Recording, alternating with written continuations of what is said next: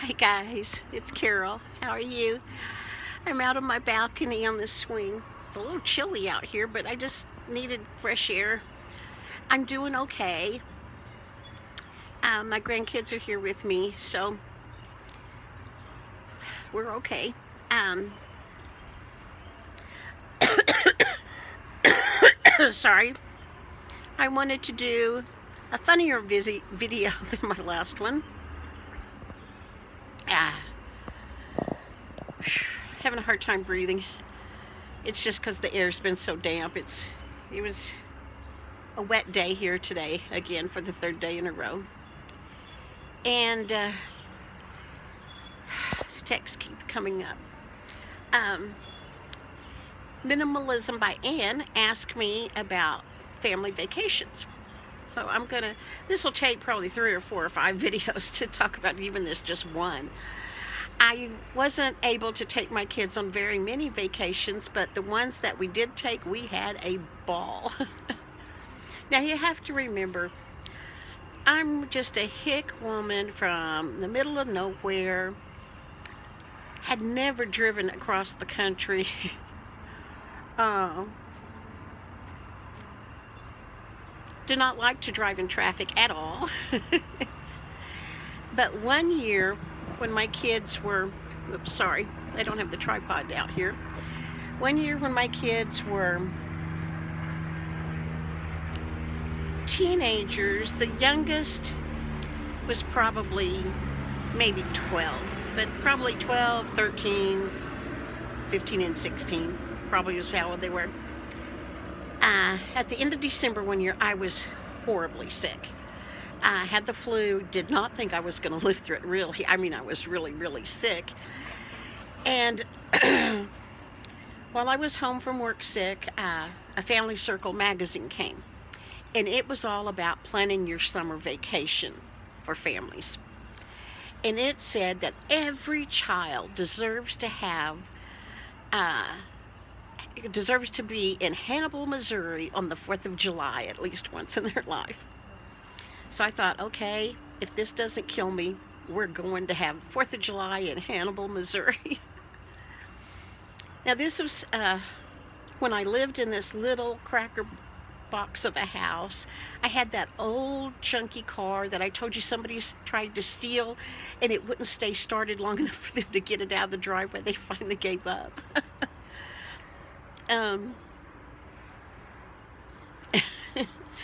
But somehow, Lord only knows how, I saved up enough money between December and the 4th of July that we rented a bright cherry red minivan and drove from Texas to St. Louis. Just that I was able to drive there was a miracle in itself. I was not used to driving in any kind of traffic whatsoever. And with 4 noisy kids in a van, oh my gosh. We packed ice chests and took a lot of stuff to make sandwiches and drinks and stuff like that. So we did this as frugally as possible. My sons were Boy Scouts, and they took their Boy Scout sleeping bags. Why, I don't know, because we were not going to be camping. I don't do that. But anyway, they brought their Boy Scout sleeping bags, and they were all rolled up in a tight roll in the back of the van, along with everything else that we brought. There'll be something about that in a minute. Well, anyway, we drove to St. Louis. I honestly don't remember what we did first, because this was like 20 years ago. But I do remember we went to Hannibal on the 4th of July, and they had all kinds of activities. They had a parade, first of all, that morning. And then there were all kinds of activities in this little town of Hannibal. You know, and it all revolved around Tom Sawyer and Huckleberry Finn and Becky Thatcher, and it was really fun. But anyway, we had to park the minivan blocks and blocks away from where the parade route was. And this was before minivans. This was before cell phones, so I couldn't take a picture of where we had left the car. I was so scared I would never find that minivan again. but we did. But anyway, we walked down to the street where the parade was going to be, and I had a good time. I love parades. One of my sons told me this was really lame because they didn't know anybody in this parade. I told him, hush, this is the highlight of your childhood. Family Circle magazine said so, so pay attention here. You're having a good time. But we watched that parade, and it was a fun parade, just like any small town parade, really. Except here in Texas and New Mexico, we have more horses in the parade than they did, but, you know, tractors and stuff. People throwing candy. It was fun. And then, after we went through the gift shops and all that stuff and walked around Hannibal, we were driving back to St. Louis, where I had reservations at a DoubleTree Inn. And between Hannibal and St. Louis, I got the first and only ever speeding ticket I've ever gotten in my entire life. I think it was a speed trap. That was quite a pricey ticket. But anyway, we got to St. Louis, and we were going to watch the fireworks. They were being shot off of a barge in the middle of the Mississippi. We were supposed to go down to the levee to watch it. Well, we finally figured out where we were supposed to go, and we got there, and the embankment was really steep, but across the top of the levee there was, you know, like a road, a dirt road, and everybody had their camp chairs, their lawn chairs, lined up there to watch the fireworks. We didn't have any chairs. And it was, by the time we got there, it was packed anyway. And people were sitting on the slope down towards the water. And it was grass, but weeds and rocks and, you know, like you would expect an embankment to be, go from the road down to the Mississippi. And so I told the kids, let's go back to the van and get those sleeping bags, and we'll sit on those. Okay, fine. So we go do that, and the boys are carrying their 2 sleeping bags. We get to a spot, we find a spot big enough for us to put a sleeping bag down, and all 5 of us to sit there, me and the 4 kids. And one of my sons, you know, unrolled his sleeping bag, shook it out, and let it fall to the ground. And my girls were teenagers. They had, you know, had to pack some supplies, feminine product supplies. Somehow, one of their pads had gotten in that sleeping bag, rolled up sleeping bag somehow. It was individually wrapped in hot pink plastic. When he unrolled that sleeping bag, that pad went flying through the air and landed amongst some people. And, you know, we are these shy, introvert, hick people from the middle of nowhere, and here we are in a huge crowd in this hot pink glowing wrapped pad landed, and I kept telling the kids, you go over there and get that, go pick that up. They would not do it. Nobody was going to even look at it but me. I was mortified. I was just mortified. That's the one thing all 4 of my kids remember from the trip. I was so embarrassed that anybody would know we needed feminine supplies. Oh. It was so funny. And then I didn't think about turning those sleeping bags inside out. You know, the outside of a sleeping bag, or the ones my sons had, was slick nylon fabric. The inside was flannel. But we just laid them down nylon side down, and the 4 kids and I got on the sleeping bag, and the embankment was pretty steep.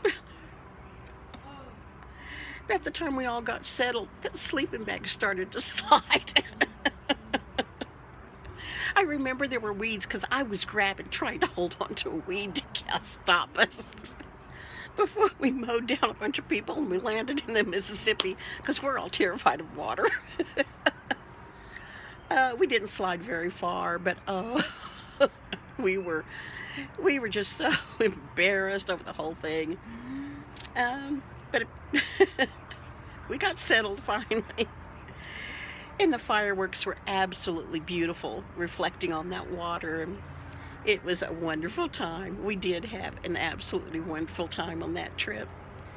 But I'm going to have to make another video about going up in the arch. That was something else. And about this little inn that we stayed in at another little bitty town. And about going to the spaghetti factory. So there will be at least 4 more videos about this one trip. I tell you, I wish I could have taken a vacation with my kids at least once every year, because this one was so much fun. And it is just 1,000 miracles that we were able to take this vacation, 1,000 miracles that I was able to drive in traffic. You know, I had never been in a big city. And we had to go through Oklahoma City and then into St. Louis. Oh my gosh. Oh, I have another story. We got lost and found Grant's farm. So several more videos about this vacation are coming, but it was one of their, it really did turn out to be a highlight of their childhood, whether they thought the parade was fantastic or not. Anyway, I just wanted to talk about something funny, and that was certainly a funny and a good time. So I will see you guys tomorrow. Thank you for all of your support and kind words and prayers. Yesterday was a hard day leaving Timmy up there, but it's all gonna be okay. And I mean, you guys were just awesome to give me such moral support, and I appreciate it. I called the nurse at the clinic first thing this morning, left a message. She didn't call me back. Right before 5, I called and left a message for my caseworker at the clinic and told her I'm really starting to feel the effects of not having medicine, so what are we going to do? Please call me back. And several of you ask, why didn't I do this, that, or the other? I have dealt with mental health workers since my early 30s, and I'm 66. I have a lot of experience with this. What any of them will tell me to do is go to the emergency room. They will admit you to the mental hospital, which I wouldn't mind doing in order to get some medicine. But the one time I was in the hospital, I stayed 7 days. The insurance liked for you to stay 3. I got to stay 7 because I was really bad. I had real insurance then, a real insurance policy. And the copay for those 7 days was so much. Honestly, I could have had a very luxurious vacation in Hawaii for a week for what I had to pay in a copay. And I just can't afford that. Now I have Medicare. They probably pay next to nothing. I'll probably have a huge, huge bill because that one was huge. And so, unless I just get really, really, really bad, I am not going to go to the hospital. Although the mental hospital we have here is very, very nice.